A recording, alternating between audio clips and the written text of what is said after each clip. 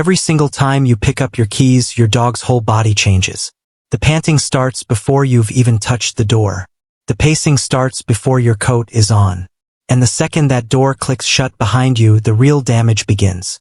The barking, the destruction, the drooled through crate bars, the neighbor's noise complaint you've stopped opening. You come home to a dog who looks like they survived something because in their mind, they did. Most owners try to fix this the same way every time. They make the goodbye longer. They make the hello bigger. They leave a TV on, a toy out, a treat behind, hoping comfort will drown out the panic. What nobody tells these owners is that almost everything they are doing to soothe their dog in that moment is the exact thing keeping the panic alive. The long goodbye, the dramatic hello, the guilt-driven extra cuddle before you leave. All of it is quietly teaching your dog's nervous system that your departure is something worth panicking about. And the method that actually resolves separation anxiety for good has almost nothing to do with comfort, and everything to do with rebuilding trust in a sequence most owners have never heard of.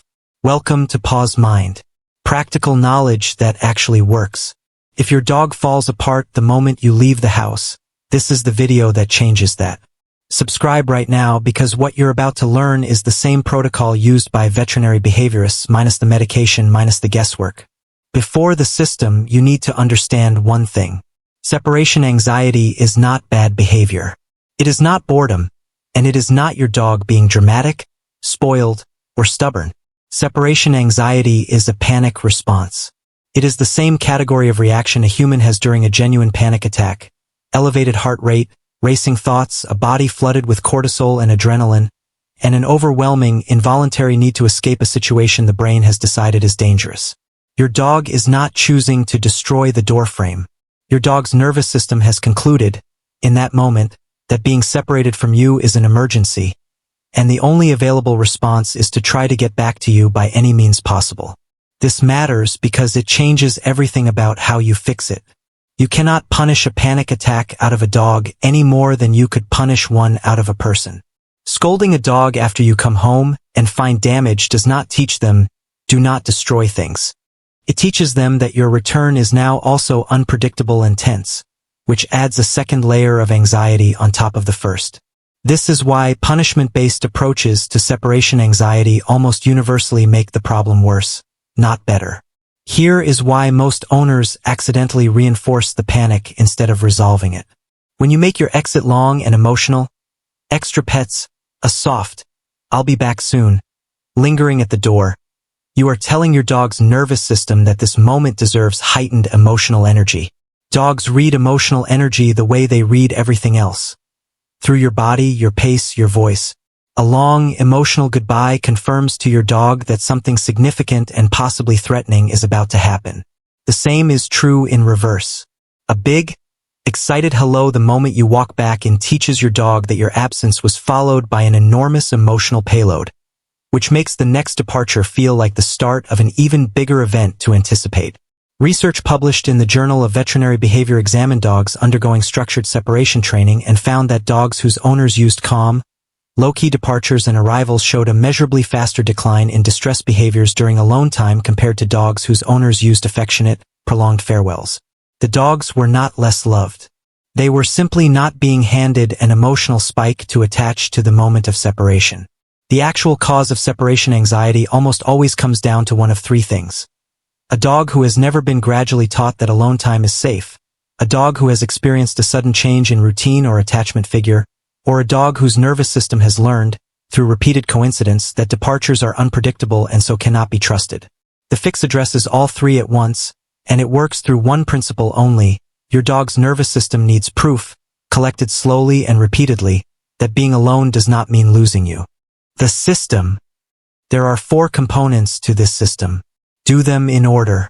Do not skip ahead because the early components feel slow. The early components are the foundation everything else stands on. Component 1, the environment. Before you change a single behavior, you need to set up the physical space correctly, because the environment either supports calm or actively works against it. Choose one consistent space for alone time, not a different room every day, the same space every time. This could be a specific room with a baby gate, a defined area of an open-plan home, or a crate, If your dog already has a calm, voluntary relationship with the crate. If your dog currently sees the crate as confinement rather than a den, do not start crate training and separation training at the same time. Layering two unresolved stressors on top of each other almost always backfires. Inside that space include a water bowl, a comfortable bed, and one long-lasting enrichment item, a frozen foodstuff toy, a slow-release chew, something that takes real time and effort to finish. The goal of this item is not distraction. It is providing your dog's brain with something to actively do, because an occupied brain produces lower baseline arousal than an idle one. Background sound matters more than most owners realize. Total silence makes every external noise, a car door, a delivery truck, a neighbor's dog, sound louder and more threatening by contrast. Low, consistent white noise or soft instrumental audio masks those triggers and gives your dog's nervous system one less reason to spike. Several studies on shelter and home environments have found that consistent low-level background sound is associated with reduced vigilance behavior in dogs left alone. What not to use? Visual access to the door or window your dog associates with your exit and return. A dog who can watch the driveway is a dog whose nervous system stays in a state of constant anticipation the entire time you are gone, which is exhausting and counterproductive even if they never bark. Block that sight line. Also avoid anything marketed as a quick fix without addressing the underlying panic response. Bark collars, citronella collars, and ultrasonic deterrents do not teach your dog that alone time is safe. They simply add a second source of stress on top of the first, and in many documented cases they increase the anxiety they were meant to suppress, because now the dog associates the empty house with pain or startling sound, not just your absence. Set this environment up once, and do not change it during the training process. Consistency in the physical space is part of what teaches your dog's brain that alone time follows a predictable, safe pattern. Component 2, the core behavior rule. This is the foundation of the entire system, and it is the piece almost every owner gets wrong, because it feels painfully slow and deeply counterintuitive. The rule is this: you never train past the threshold of panic. Every dog with separation anxiety has a threshold, a specific amount of time or a specific level of departure intensity beyond which their nervous system tips from uncomfortable but coping into full panic. Below that threshold, your dog can learn. Above it, your dog cannot learn anything at all, because a panicking brain is not in a state where new associations can form. This is why owners who try to tough it out, leaving for a full workday immediately and letting the dog get used to it, almost never see improvement. They are training entirely above the threshold every single day, which does not build tolerance. It rehearses panic. The practical version of this rule looks like graduated exposure. You begin with departures so short they barely register as departures at all. A few seconds of stepping out the door and immediately returning, with zero exit cues, exaggerated, zero excitement on return. You are not testing your dog. You are proving a fact to their nervous system over and over in tiny repeatable doses. The door closes and you come back. The door closes and you come back. You only extend the duration once your dog shows calm, settled behavior, not just absence of barking, but genuinely relaxed body language, at the current duration, multiple times in a row. If a session goes badly, if your dog shows any sign of escalating stress, you do not push through it. You shorten the next session and rebuild. This is not failure. This is the threshold doing exactly what a threshold is supposed to do, telling you where the real edge of your dog's tolerance currently sits. A camera in the room is not optional here. You cannot read your dog's threshold from the other side of a closed door.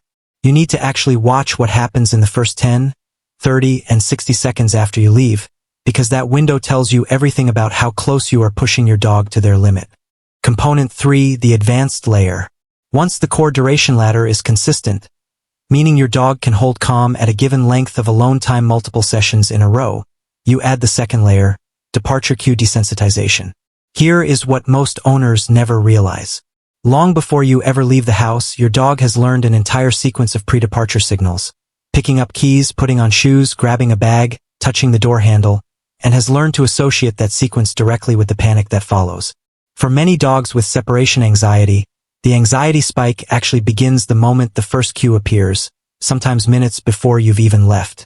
This means your dog is essentially rehearsing dread multiple times throughout the day, every single time you so much as pick up your keys for an unrelated reason. The fix is to break the link between the cue and the departure. Throughout the day, when you are not actually leaving, pick up your keys and put them back down. Put your shoes on and sit on the couch. Put your coat on and make a cup of coffee. Touch the door handle and walk away from the door. Do this repeatedly, scattered across the day, with zero pattern your dog can use to predict whether this time is real. Over repetitions, these cues stop reliably predicting departure, which means they stop reliably predicting panic. The cue becomes neutral information instead of an alarm bell. Once the cues are neutral, recombine them with the duration ladder from component 2, but vary the order and combination every time. Some departures with keys, some without. Some with shoes, some without. A dog whose nervous system can no longer predict exactly what a departure will look like is a dog who stops rehearsing panic before you've even reached the door. Component 4, building the positive. This is the step almost every owner skips entirely, because they are so focused on stopping the panic that they forget to build something better in its place. Removing distress is not the same as building independence. A dog who is simply not panicking is not necessarily a dog who has learned to feel genuinely calm and self-sufficient. While you are home, practice deliberate independence building. Several times a day, send your dog to their mat or settled space with a long-lasting chew while you remain in the same room but do not interact with them. No eye contact, no talking, no inviting them over. Let them practice being calm and occupied in your presence without needing direct engagement from you. This builds a skill that generalizes directly to alone time, the ability to self-regulate without requiring constant access to you. You can extend this further by practicing brief out-of-sight moments while still in the house, stepping into another room for 30 seconds while your dog is settled with their enrichment item, then returning calmly.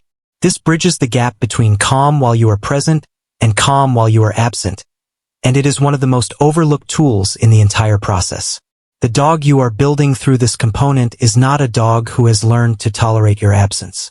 It is a dog who has learned, through hundreds of small repeated proofs, that calm is always available to them, with you in the room or without you in the room, because calm was never actually about your physical presence in the first place.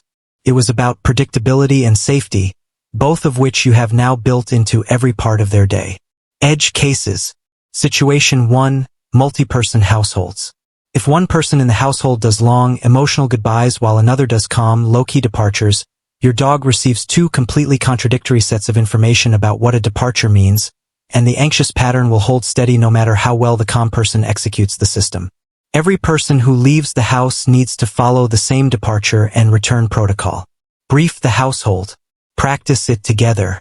A dog cannot resolve separation anxiety around one person while still rehearsing panic around another. Situation 2, regression after a schedule change. A return to office after working from home, a house move, a new baby, a change in walking schedule. Any disruption to routine can cause a dog who is progressing well to regress temporarily. This is expected, not a sign that the system failed. Go back several rungs on the duration ladder, rebuild more slowly than you think you need to, and resist the urge to jump back to the duration your dog had previously reached. The nervous system needs to reconfirm safety under the new conditions before it will trust them. Situation 3, severe cases that panic within seconds. Some dogs, particularly those with a history of abandonment, multiple rehoming, or an unusually intense attachment style, may show signs of panic before you have even fully left, even at extremely short durations. If your dog cannot tolerate even a few seconds of separation without significant distress, this protocol still applies, but the starting point needs to be smaller than most owners expect, sometimes starting with you simply stepping behind a closed interior door while remaining in the house for 1 or 2 seconds at a time. In genuinely severe cases, working alongside a certified veterinary behaviorist is strongly recommended, not because medication is required, but because a professional can help you map the threshold accurately and avoid accidentally training above it, which is the single most common reason severe cases stall. Week 1 looks unimpressive, and that is normal. You will likely spend most of this week doing departures that last only seconds at a time, multiple times a day, and it will not feel like progress because nothing dramatic is happening.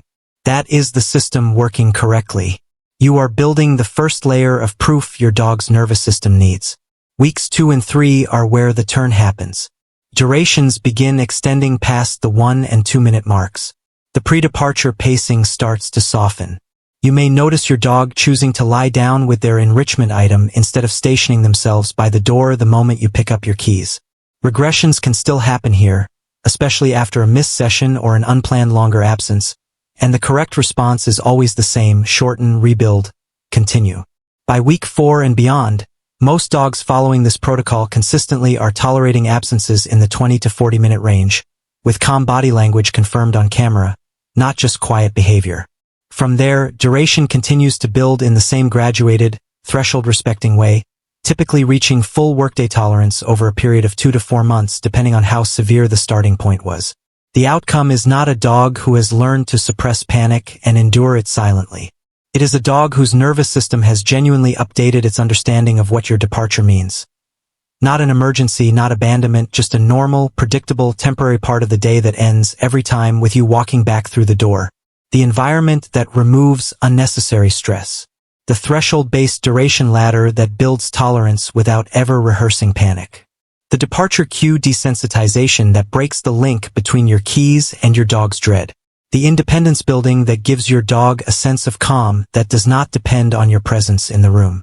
Done consistently in order by everyone in the household, this system produces a dog who can finally rest the moment that door closes, not just a dog who has learned to suffer through it quietly. If this gave you a real path forward with a dog who has been struggling, share it with someone whose dog cries the second they leave the driveway. Subscribe to PAW'S Mind. Every week, the practical knowledge that actually changes the relationship you have with your dog.